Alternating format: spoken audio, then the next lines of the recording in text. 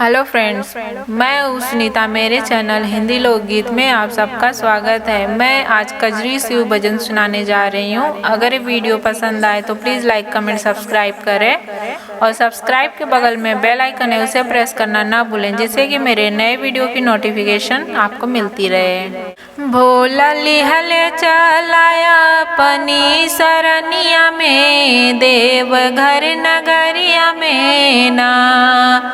बोला लिहले चलाया पनी सरनिया में, देवघर नगरिया में ना।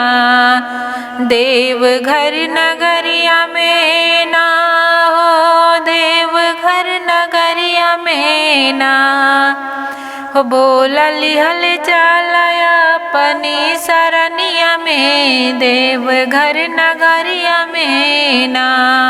तो हर बसहा चरइबे नग के दूधवा पियइबे, तो हर बसहा चरइबे नग के दूधवा पियइबे। जलवा भरी भरी लाइबे गगरिया में, देवघर नगरिया में ना। जलवा भरी भरी लाइबे गगरिया में, देवघर नगरिया में ना। बोला लिहले चलाया पनी सरनिया में, देवघर नगरिया में ना। बोला लिहले चलाया पनी सरनिया में, देवघर नगरिया में ना। तो हर आंगना बहर बे, तो हर आसना लगइबे, तो हर आंगना बहर बे, तो हर आसना लगइबे। फूलवा चुनी चुनी लइबे फूलवरिया से, देवघर नगरिया में ना। फूलवा चुनी चुनी लइबे फूलवरिया से, देवघर नगरिया में ना। बोला लिहले चलाया पनी सरनिया में, देवघर नगरिया में ना। बोला लिहले चलाया पनी सरनिया में, देवघर नगरिया में ना। तो हर भंगिया तोड़ी लइबे पिसी के तोहा के पियइबे, तो हर भंगिया तोड़ी लइबे पिसी के तोहा के पियइबे। तो हर मान बहलइबे गाई के भजनिया से, देवघर नगरिया में ना। तो हर मान बहलइबे गाई के भजनिया से, देवघर नगरिया में ना।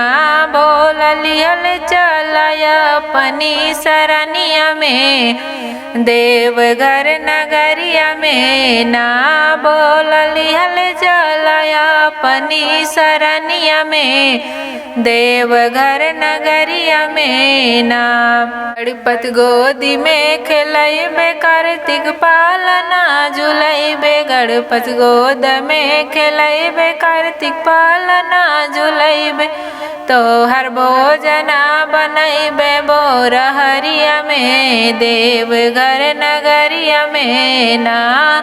तो हर भोजना बनइबे भोर हरिया में, देवघर नगरिया में ना।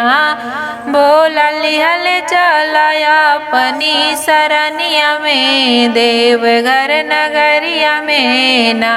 बोला लिहले चलाया पनी सरनिया में, देवघर नगरिया में ना। पाके दर्शन तोहार होई जाबे भव से पार, पाके दर्शन तोहार होई जाबे भव से पार। बिगड़ी बन जाई तो हरी चरनिया में, देवघर नगरिया में ना। बिगड़ी बन जाई तो हरी चरनिया में, देवघर नगरिया में ना। बोला लिहले चल अपनी सरनिया में, देवघर नगरिया में ना। बोला लिहले चल अपनी सरनिया में, देवघर नगरिया में ना।